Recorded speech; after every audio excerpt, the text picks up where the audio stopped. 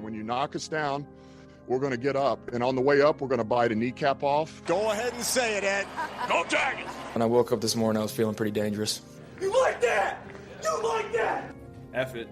Jamar's down there somewhere. The New Orleans Saints select Marcus Davenport. No! Splash Brothers. Yeah. It's playoff. Keep going, Brace. The playoffs? Don't talk about playoffs. If it doesn't fit, you must acquit.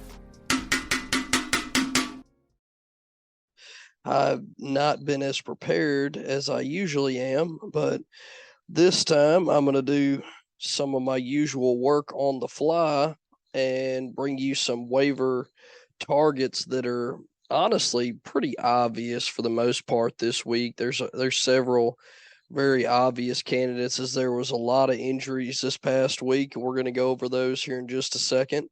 And honestly, the main headline is just tight end depth just got really shallow after this week. We're going to talk a little bit about that. And we're going to have a few options for you to go out there and hopefully pick up in shallower and deeper leagues. And then also, is it time for the Saints just to mail it in and try to get a better pick in the draft? Obviously, we don't have our first round pick because we traded it to Philadelphia, but we still, have our other picks throughout the draft. And, obviously the worse we do, the better those picks become. But I don't know. It might be time, but we're going to go ahead and jump on into our injuries.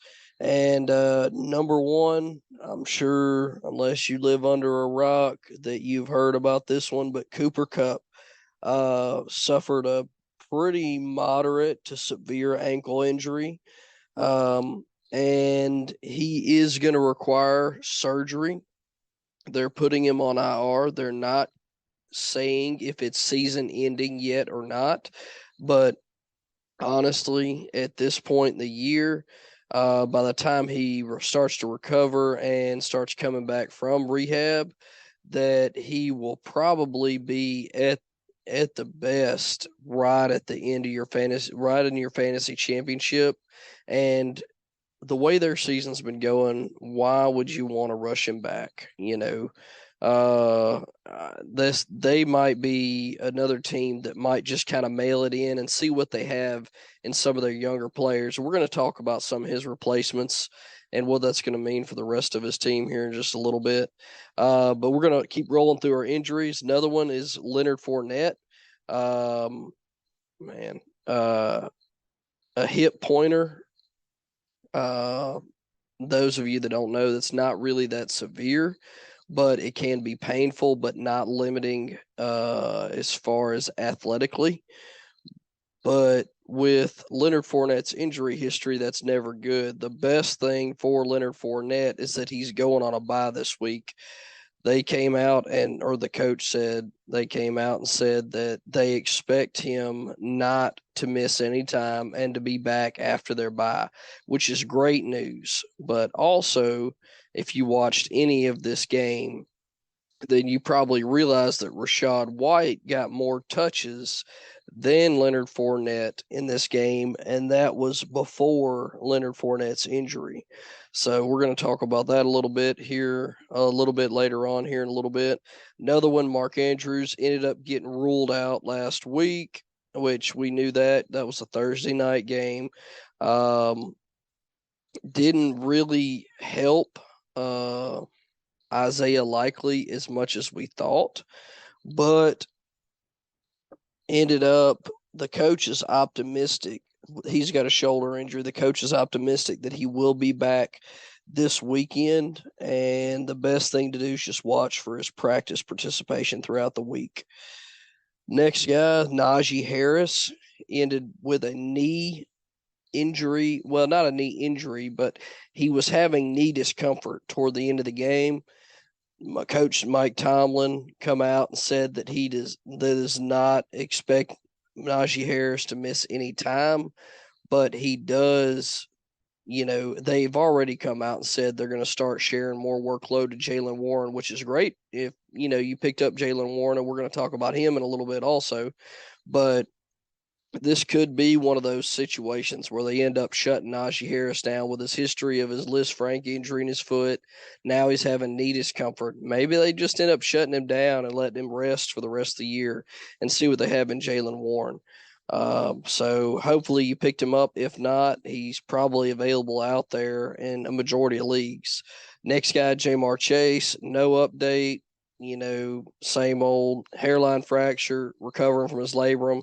He's going to be out for a hot minute still. Kyler Murray ended up getting ruled out with a hamstring injury this past week.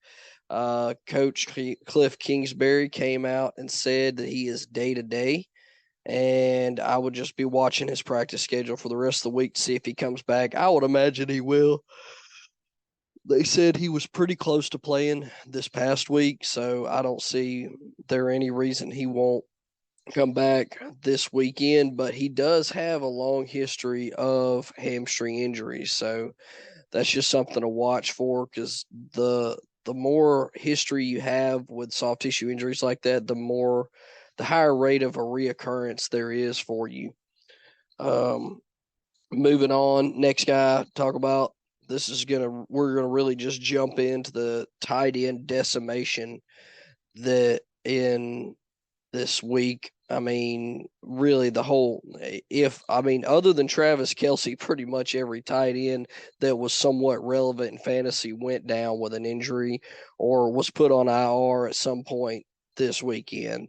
Dallas Goedert, shoulder injury, expected to miss significant time. Extended time is what they said, so that tells me multiple weeks, possibly IR. They have not said yet. But Dallas Goedert went down. He was having a decent season. Zach Ertz goes down with a knee injury, possibly season ending. He's getting a second opinion. The first opinion said it was a season ender and was going to require surgery. Getting a second opinion, but I would not hold my breath. Either way, significant knee injury for Zach Ertz. And then also right before the weekend, Darren Waller was placed on IR with a hamstring injury. So there's those guys. And then also Gerald Everett had a groin injury in the first half, was looking really good at the beginning of that Chargers game, and a groin injury in the first half of the game, and ended up being ruled out and did not play the rest of the game. So the coach did come out and say that Gerald Everett is day-to-day. I would watch for his practice schedule, but I would not get my hopes up as quickly as he was ruled out. I would not think that he's going to come back extremely fast from that. And then that pretty much knocks out most of the top, 6, 7 tight ends in the league other than Travis Kelce. So if you got Mark Andrews, you're really hoping he comes back. If you have any of these other guys, we're going to talk about some replacements that you're going to probably definitely need to jump on early in the week as people start finding out these guys aren't going to play. Moving on, Juju Smith-Schuster got knocked out early in the game with a concussion. This one's fairly significant, I think. It's the 4th concussion he's had in his career. He has been in the league for a fair amount, but 4 concussions is not a small amount there. I would look for him to miss at least a week.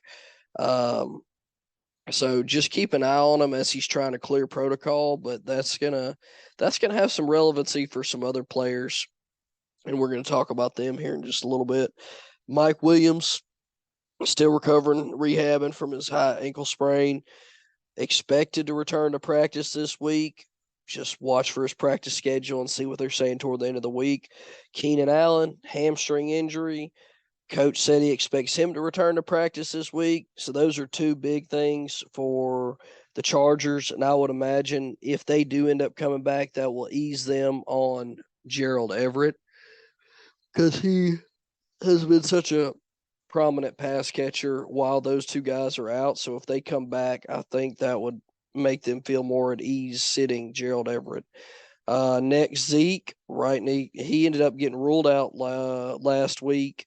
Did not play. They have not given an update at this time. I'm sure we'll get one. I would be watching for his practice schedule, but I would assume that he's going to end up coming back this week.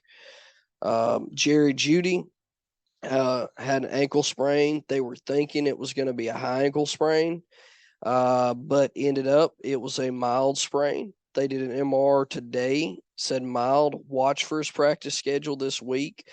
They do not expect it to be an extended absence, but I don't know if he'll be back because they thought it was fairly severe to begin with. I would not be surprised if he missed 1 week, but I would just keep an eye on his practice schedule to see if he can make it back. And then last but certainly not least, David Njoku, who I know, as we were talking about the tight end position, or everyone is really hoping can get back from his ankle sprain. There was no update whenever I checked on this. I will double check again before this pod's over because it's going to be so paramount for people trying to replace these tight end injuries before week 11. But David Njoku, high ankle sprain, keep an eye for his practice schedule this week. And that's pretty much going to round up most of our major injuries from this past week. And we're going to just kind of roll right on. First, we're going to talk about quarterback pickups. Those of you streaming, hopefully y'all jumped on Justin Fields just in time. Now that he is the 4th ranked quarterback in the league at this point, which seems like he jumped up there in like 3 weeks, which he probably did because he put up, 30, 56, and 57 points in 3 weeks. So that's just crazy. But anyway, hopefully he jumped on him. He's 90% roster now, so he's probably not out there if you didn't get him, but if you did, good. He's got another good matchup this week. Number one for me on my pickup and streaming list is going to be Jimmy Garoppolo. I've been saying his name for like the last 3 weeks. Another good matchup this week at Arizona, 24th against the for quarterbacks, and he's only 46% rostered. Just got tons of weapons to get the ball to. Number 2 for streaming for me would definitely be Daniel Jones. The easiest matchup for quarterbacks, playing at home in New York against Detroit, the worst defense in the NFL probably. And I don't think it's a stretch. We thought that was Atlanta. No, it's definitely Detroit. Detroit has been giving up. They just gave up 57 points to Justin Fields, who is a mobile quarterback, and Daniel Jones is a fairly mobile quarterback himself, so that bodes well. Week before, they gave up 15 to Green Bay, but then the week before that, they gave up 37 to Tua. So they've been just giving up tons of points left and right. Daniel Jones is coming off a really good game against Houston, where he only threw the ball 17 times, but he rushed it 5 times for 24 yards. But he also had 2 touchdown passes. So Daniel Jones is been pretty efficient and pretty reliable, as his floor has been around 17 points or so for most of the season. And if you do not need to stream a quarterback, which most people do because there's several really good ones on by this week, if you do not, there's never too early to start planning for the future, getting close to playoffs, and go and look and see if Deshaun Watson is out there on your waiver, because he is only 28% owned. And he has got 2 more weeks. He starts practicing this week, but he gets to return week 13 in Houston. We know that's going to be a big matchup because he is going to be coming for a revenge game big time against Houston. So be looking to see if Deshaun Watson's out there. And if you're really desperate and you can't find anybody on the waiver wire that you really that you really like or has a decent matchup, don't be afraid to go and Jared Goff has been doing it pretty much, fairly consistently. He's playing at the Giants, not a great matchup, but he's got the weapons, he's got the offensive line, and we know the Giants are going to put up points on them. So it could end up into a shootout. So I would not be afraid to fire up Jared Goff by any means. We're going to go ahead, and that's going to wrap up our quarterback segment. We're going to roll on to our running back segment. And there's several running backs that are somewhat relevant after this past week, whether it's due to injury or just beating out the other guy. Jaylen Warren is one. He's not the top of my list this week, but he is one that I would definitely be looking at, especially with Najee Harris being banged up and fairly inefficient. Jaylen Warren, the last couple weeks, 10 points each week. He's doing it in the passing and the rushing. He's been fairly efficient, both of them, and that's without touchdowns. I mean, if he falls in the end zone either week, he's like a top 15 running back. So Jaylen Warren's one I'd be looking at. Also, Rachaad White, if you don't need one for this week. We already talked about Leonard Fournette being banged up with a hip pointer. He's not expected to miss time, but before that, Rachaad White was already getting a majority of the carries, and Rachaad White ended up with 22 carries for 105 yards and no catches. And the catches is what he's been doing fairly consistently all year. So I would be looking for Rachaad White out there. He's only owned in about 24% of leagues. He's on a bye this week, but I have a feeling that they're going to come out and it's either going to be a timeshare half and half, or it might be the Rachaad White show. Another one, sad to say, which we've been beating the drum on, he wouldn't have qualified, but Khalil Herbert goes down on the IR with a hip injury, and he's going to be sidelined at least 4 games. That really hurts because he was one that a lot of people have been streaming and really liking. But he goes down on the IR with a hip injury, so that's going to just make David Montgomery more relevant because he's going to get all the work instead of just half of it. Another running back that I would definitely be looking at and looking to add, especially for the future. This guy's only owned in 15% leagues, and that's Kyren Williams for the Rams. Only played in 27% of the snaps.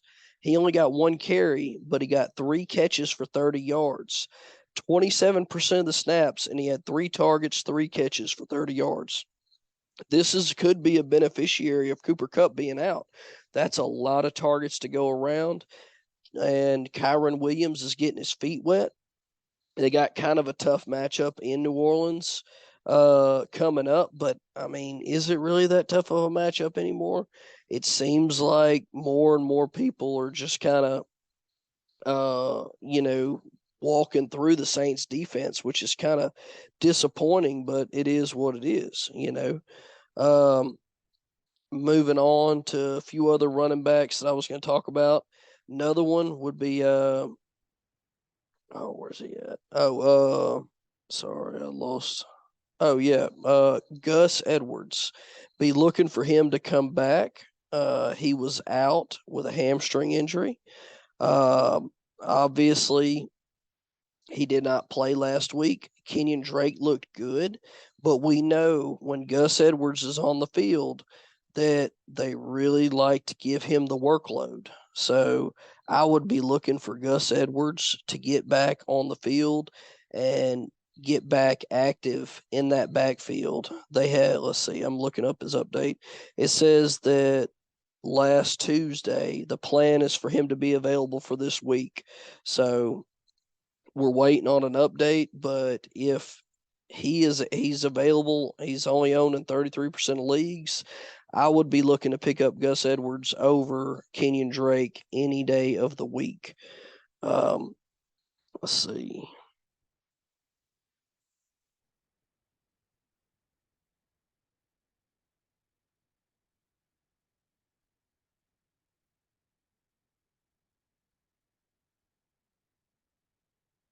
And also another one that you might want to see if it's available out there would be Elijah Mitchell. He got a lot more work than I was anticipating against the Chargers, as they were kind of using him and CMC at the same time on the field. That was a really big surprise. I personally thought he was going to be pretty much irrelevant, but I think they're really trying to save CMC and not necessarily touch his back, but just share the workload a little bit more with and that way he doesn't have so much because they have so many playmakers there in San Francisco, and Elijah Mitchell's one of them. And he got 18 carries for 89 yards and 1 catch last week against the Chargers. So I would be looking for Elijah Mitchell. He's only owned in 51% of leagues. And I like him a lot going forward. And he's got a pretty good matchup at Arizona this week. So I would be looking for Elijah Mitchell. And then a big surprise that I don't know what happened, but the Texans claimed Eno Benjamin off waivers from the Cardinals. The Cardinals cut him. Texans claimed him. I do not know what that's going to mean for Dameon Pierce. I would like to think they're going to still give him the lion's share, but Eno Benjamin's a fairly electric running back that catches the ball well out of the backfield. So that could mean he could eat into Dameon Pierce's touches some, but I would be keeping an eye on how the Texans use Eno Benjamin, because a lot of people are going to drop him, and he probably is droppable. But if you hang on to him, give it one more week and just see how the Texans use him. But since Eno Benjamin was released, that brings into the picture Keontae Ingram. We all know how injury prone that James Conner is, and Keontae Ingram is the number 2, and he really showed some good running ability there whenever it was Keontae Ingram and Eno Benjamin, as Keontae Ingram got some of the goal line touches. So I would be looking to pick him up if you have James Conner and are looking for some insurance there, especially, with his injury history. And last but certainly not least for the running backs, I'm going to round it out with Isaiah Pacheco for the Kansas City. This is more of a deeper league. Also, he's only owned in 23% of leagues, but Isaiah Pacheco got 16 carries for 82 yards last week against Jacksonville, and that has been the most carries he's gotten all year. Clyde Edwards-Helaire was almost completely irrelevant. Now, he didn't get any of the catches. Jarrett McKinnon got all the catches, 6 catches for 56 yards, and he's another one you might want to look at because he's gotten 6 catches back-to-back weeks out of the backfield. But Isaiah Pacheco seems to be the primary running back currently for the Chiefs, and that means he's probably going to get some of the goal line work as well. So I would be looking at Pacheco or McKinnon. Either one of them could be somebody you can plug and play as we're working through the bye weeks and injuries. And that's pretty much going to round out the running back segment. We're going to roll on into the wide receivers, which is pretty relevant as well. And then some of the number 1 wide receivers that I want to talk about are the ones that are going to be trying to replace Cooper Kupp. Obviously, it's a large target volume, and honestly, it's pretty much a dart throw who it's going to be. Everybody kind of has their own, each analyst I've talked to have their own, I guess you could say, personal thoughts on who's going to take it over. I definitely don't think it's going to be Allen Robinson. And I'm not 100% sure it's going to be Van Jefferson. Personally, I think it's going to be Ben Skoranek, the Cooper Kupp light or the Cooper Kupp decoy they had running around out there for most of the season. Every time, you've seen another white guy running and catching the ball for the Rams, you just assumed it was Kupp, but every now and then it was Skoranek. And he spells his name S-K-O-W, by the way, but it's pronounced Skoranek. But he had 7 targets last week at Arizona.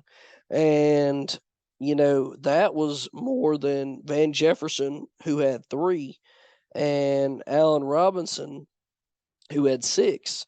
So now Allen Robinson did have 4 catches for 44 yards, But Ben Skoranek had 7 targets, 2 catches for 14 yards. Not efficient, but he's getting the looks. So he might be a sneaky pickup for, Cooper Kupp owners, because I think he could slip in there and be the Cooper Kupp replacement for them.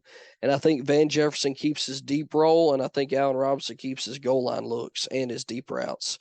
So I like Ben Skoranek, only owned in 0.5% of leagues. So I would be looking for Ben Skoranek out there on my waiver wire. Van Jefferson wouldn't be a bad pickup, but I still think it's going to be Ben Skoranek. Also, popular pickups for me. Another one that I really like is one that was dropped because he got put on IR, and that's Treylon Burks for Tennessee. They're starving at the wide receiver position. As you know, they had another wide receiver. Dadgummit, I can't remember.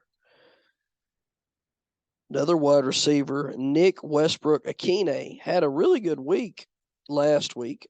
5 catches, 8 targets, 119 yards, and 2 touchdowns against Denver. And that is, very significant. But considering that he has not had more than 4 targets all year, and that was back in week 2 at Buffalo, I would be more than willing to bet that's going to be a blip on the radar. And Treylon Burks had 6 targets. He was also getting covered by Patrick Surtain, which, if you've been following football at all, you may as well be on an island. And he got 6 targets, 3 catches for 24 yards. And I'm going to look up see how many plays. And he was only in there for 56% of the plays. I mean, if he gets on up to 90-something%, we're looking at 8, 9 targets out there for Treylon Burks. And he is an explosive athlete. And he's just now getting his, I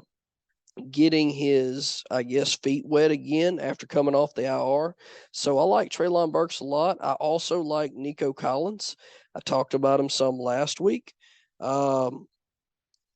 Personally, I think that, Brandon Cooks, he's going to play some, but I think they're going to go away from him.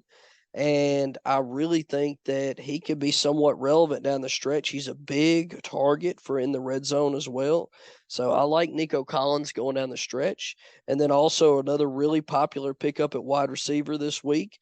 I'm not 100% sold that this is not going to be a boom or bust player for the rest of the season. He has the athleticism, but his quarterback, it just takes one missed catch and his quarterback gets upset and doesn't throw the ball anymore, and then you end up with a dud for a stat line. But that's Christian Watson. He had 8 targets, 4 catches, 107 yards, 3 touchdowns. I'm sure everybody's heard about it. Kind of emerged with an ankle injury, but he was a full participant at practice Tuesday. So I like Christian Watson a lot. Another starving offense for a wide receiver. I'm just not 100% sure if this is going to be a regular thing or not. I'd like to think it will be with his size and his intangibles that he has, but we'll just have to see. He does have an excellent matchup Thursday night against Tennessee, the 30th ranked pass defense in the league, or against wide receivers. And he's only rostered in 6% of leagues. So Christian Watson, I'd be looking for him out there if you need wide receiver help. Let's see. Also, another one with Matt Ryan back under center in Indianapolis. And old Coach Saturday stepping in there and putting Ryan back in there. Paris Campbell is now relevant again. The last time Matt Ryan started, Paris Campbell had 11 targets and 12 targets in back-to-back games. And that was 18 points and 23 points. Now Matt Ryan starts again. 9 targets, 7 catches, 76 yards, and touchdown. 20 points. And now he does have Philadelphia coming up, but as far as I know, he's number 3 on the depth chart. So Michael Pittman's going to get a number 1 corner. Then Alec Pierce is going to get the number 2 corner. So Paris Campbell's going to get the number 3 corner. which even though it's Philadelphia, that's going to be good news for him. So I like Paris Campbell next week at Philadelphia. I think you could do worse than picking him up, and he's owned in only 23% of leagues. And then last but certainly not, well, there's two more really. Two more guys I really want to talk about. One is going to be Kadarius Toney for the Chiefs. I really think he's going to, if Juju Smith-Schuster sits out, I think he's going to have a little bit larger role. Last week, 4 catches, 57 yards, and a touchdown, and then with 5 targets, and then 2 rushes for 33 yards. If that's not a Tyreek Hill type stat line, I don't know what is. And that was the first person that came to mind whenever they traded for Kadarius Toney was Tyreek Hill. And I think he's really taking advantage of Mecole Hardman being injured and Juju Smith going out. And I think he's just going to keep taking it as long as he stays healthy. And then now he's about to go up against the Chargers, who've been decimated with injuries in the secondary. And I think that's going to be an excellent matchup for him. Even though it's 12th against wide receivers, I think it's going to be better than that because they lost another one of their corners during the game last week. And I think that they're not near as good of a secondary as they have been. And they're playing on prime time Sunday night. So I love Kadarius Toney. I think he's going to be able to take advantage of this, and he could be somebody that could be a key component in Kansas City's offense moving forward. So I like Kadarius Toney going forward. And then last, but certainly not least, definitely not my favorite, but he's performed well enough to be completely relevant, and that's Donovan Peoples-Jones for Cleveland. Coming in, tough matchup this week against Buffalo, but with Amari Cooper being there, he's not going to get the number 1 corner. But last week, 9 targets, 5 catches, 99 yards. And honestly, he's had a floor right around 11 points for the last 4 weeks, really 5 out of the last 6 weeks. So I think you could do a lot worse. He's getting a fair amount of targets. And also, he should be in for some touchdown regression. Doesn't have a single touchdown all year. I did hear another analyst talk about that earlier today. So he should be in for some touchdown regression. Playing at Buffalo, playing at Buffalo, Buffalo's going to be probably scoring the ball. Should be somewhat of a shootout, and they're going to have to throw the ball like they did against Miami, and that's going to mean more volume for Donovan Peoples-Jones. So I think you could do worse than picking him up and plugging him in if you need some more help at the wide receiver position. And that's going to wrap up our wide receivers that we're looking to add this week. And then we're going to go ahead and move on to the thinnest position in fantasy football, and that's going to be the tight end position. There really ain't much to say about the tight end position because if you put in the rankings for 1 through 10, about 7 of them are out or on IR.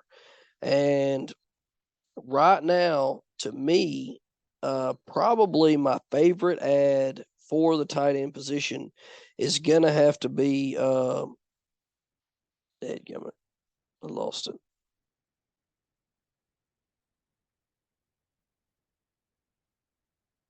It's going to probably have to be Cole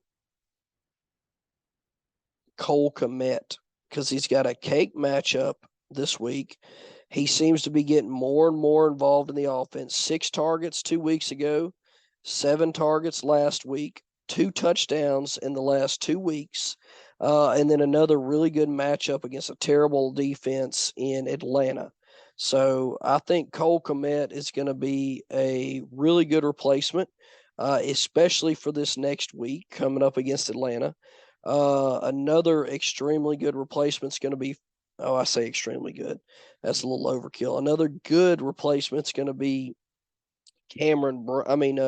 Foster Moreau for the Raiders going up against the 17th against tight end in Denver, which that's pretty much Denver's weak spot, is their the tight end position. And Foster Moreau, as we talked about, Darren Waller went on IR also. Hunter Renfro went on IR. Now, Moreau is not getting the volume that Cole Kmet has been getting last couple of weeks, but he's been getting the yardage. Like 2 weeks ago, two catches for 42 yards, and then last week 3 catches for 43 yards and a touchdown. So he's getting some red zone looks also. And then the week before, then 3 weeks ago, 6 catches for 31 yards on 9 targets against New Orleans. So he's getting involved when he's playing. Another one to be on the lookout for out there. Didn't really have a great week last week, but he's got a get-right game coming against Las Vegas, especially if Jerry Jeudy's out, and that's Greg Dulak, or Dulcich is what it looks like, but it's pronounced Dulak. He's owned in about 53% of leagues. Last week, 4 targets, only 1 catch for 11 yards. But before their bye, 5 targets, 4 for 87, and then 9 targets on 6 catches for 51 yards. So he's heavily involved as well. I really think you could do way worse than those guys picking them up. Also, be looking to see if somebody dropped David Njoku, if he's out there available. I would be looking at him. Also, Tyler Conklin has a good matchup against New England this week. Only owned in 23% leagues. He was probably dropped in a lot because he's coming off a bye. Wasn't extremely involved against Buffalo, which was a tough matchup, but before that, 10 targets, and the week before that, 6 targets. So I think you could do worse, and New England is 27th against the tight end. So coming off a bye, I would think they're going to be scheming against that against New England, trying to get a win. Also, Isaiah Likely. I know that we talked about Mark Andrews. Even if he comes back, I think Isaiah Likely has a chance to be very relevant in this offense as their secondary pass catcher since they lost Rashad Bateman for the year. So I think you could pick up Isaiah Likely also and plug him in, even though he's not rated very high as far as points. Only projected at 4.5 points against Carolina, a fairly tough defense against a tight end. I still think Isaiah Likely could be very relevant as a pass catcher. And then in really deep leagues, and last but not least, it's a tough matchup for him, but I do like Jawan Johnson against the Rams. He's been getting it done for several weeks. As long as Andy Dalton's in there, he's been throwing on the ball a little bit. Last week, 7 targets, 5 catches, 44 yards, and touchdown. And then he had a touchdown the week before also, 2 catches for 42 yards. So he's been involved, especially in the red zone. And then somebody that just got involved this past week that I thought would have a larger role in their offense than they have been, and that's going to be Austin Hooper. Last week, 7 targets, 5 catches for 41 yards. That's fairly involved for a tight end. And they're playing at Green Bay this week on Thursday Night Football. So he's somebody else you might want to look at just in case you're needing some help at the tight end position. And that's pretty much going to wrap up our tight end position. And hopefully some of those guys will be able to help you out with all the injuries that have been going around. This week, you're looking at streaming defenses. One that's coming off a bye that a lot of people might want to look at streaming, and that's going to be Cincinnati. They're going to be at Pittsburgh, who did look a lot better against New Orleans than I gave them credit for, but they're still 30th against the defense, 30th against defenses. And the Bengals defense has been getting a little bit better for the last 3 or 4 weeks.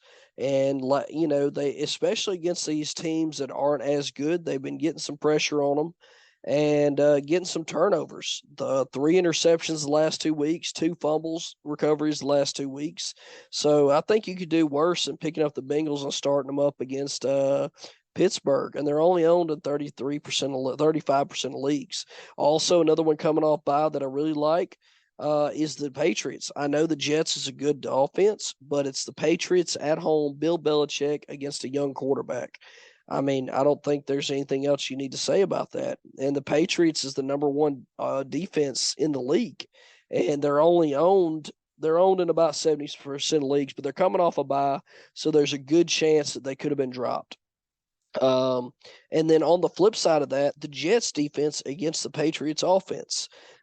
Patriots have been turning the ball over a fair amount, and honestly, the Jets defense has been really good. Number 7 in fantasy. I mean, this could be a really low scoring defensive game, honestly. And the defenses could end up, deciding this game. And the Patriots are 23rd as far as defenses against their offense. So the Patriots have been giving up a fair amount of points to defenses. And then last but certainly not least, this one's going to come to a big surprise for a lot of people, but they're getting their primary pass rusher back, and that's going to be the Washington Commanders this week against Houston at Houston. They're getting Chase Young back, which is big. They just had a big Monday night game at Philadelphia.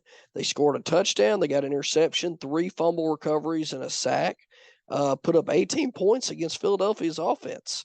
And then the week before that, 8 points against Minnesota, and then 10 against Indianapolis, 9 against Green Bay, 17 Chicago, 10 Tennessee. I mean, they've been fairly good. They're the number 10 defense in the league, and they're getting one of the best young pass rushers in Chase Young, big-time playmaker, back next week at Houston. So I really like the Commanders, only owned in 17.5% of leagues. So I think you could do a lot worse than them as well. And then let me see. Let me throw you one more defense out there. Let's see. I like Tennessee's defense at Green Bay. Thursday night game. Aaron Rodgers is in prime time, which is normally normally what he does well at. But they're on 60% league, so they might not be out there.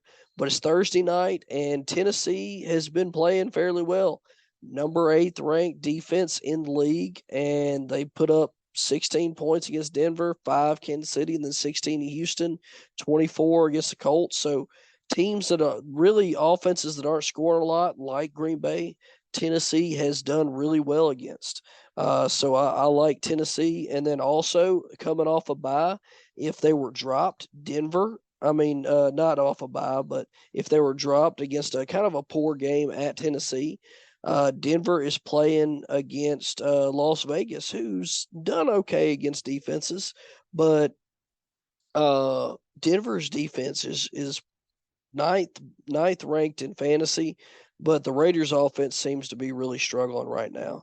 So I really like all those defenses this week coming up, and they should be available in a fair amount of leagues as far as that goes. Then we're going to move on to some kicking streamers. And honestly, at this point in the year, if you can just pick up a good, solid kicker that has passed his by, that's what you need to really be shooting for. But nevertheless, let me throw some out there to you. They got some good matchups. Washington's kicker, Joey Sly, had a really good week last week. I mean, really good. Put up 19 points. This week against 23rd for the against kickers, he's kicking in Houston in a dome, so that's always good. And he's only owned in like 1% of leagues. I think he's got a good chance of putting up some decent points. Let's see. Another one I really like, Graham Gano, but he's owned about 90% of leagues. I was telling you to pick him up coming off his bye. I like him a lot. Another good one that could be good this week. He's been kind of struggling a little bit here lately, but I think he's got a good chance to bounce back this week. He's playing at home against Dallas, and that's Greg Joseph. And Dallas is 27th for kickers, which because their defensive line is pretty solid, especially they're pretty good in the red zone. So they hold a lot of teams to field goals, and we know Minnesota can move the ball. So I like the chances for Greg Joseph to put up some solid points. And he's only owned in 28% of fantasy leagues. So I like a good chance that he can put up some solid points this week, and vice versa for Brett Maher. Only owned in 35% of leagues, and he's having a better season than a lot of these guys. He's been not as hot as late, but kicking in a dome in Minnesota against a pretty good pretty good offense. I like Brett Maher a fair amount this week. Let's see who else. Another one I do like. I like the Will Lutz at home against the Rams. 25th for kickers, and it's in the dome. And I mean, why not pick up your homegrown Saints player? That way you can root for him on Sunday. Only owned in 15% leagues. So I like Will Lutz at home this week. And then last but not least, where's he at? Because there he is right there. Nick Folk. This is a guy that's been honestly pretty consistent for several years now. And then right before his bye, had 2 really big weeks of 17 and 21 points. And that one of them was 21 points at the Jets, and now they're playing the Jets at home. So I like Nick Folk a lot. At home against the Jets, he's only owned in about 60% of leagues. So I think you could do worse than picking him up and giving him a start also. And that's pretty much going to wind up our waiver wire and injury podcast. And hopefully this gets out there and gets to you, and you can get some of these guys on your team and beat some of the other people to the waiver. It's going to be a rough week. There's a lot of good offenses on bye this week. So get some of these guys, plug them into your lineup, and hopefully they help you win the week and get past your bye weeks. We really appreciate everybody listening. Please subscribe, and follow us on all your streaming platforms, whether it's Spotify, Castbox, Stitcher, Apple Podcast, whatever platform you use to listen to us. And please give us back any feedback any way you can. And we'd love to incorporate any ideas or any recommendations you have into the shows. And we're going to be coming back later on this week with Start, Sit, Sleepers. And Josh will be coming back at you with his studs, duds, and overachievers. So we'll be talking to you later on this week and update you on any other news that comes along throughout the week that we need to update you on. And we appreciate everything, and we will see you later on in the week. Good luck on everybody on their waivers picks.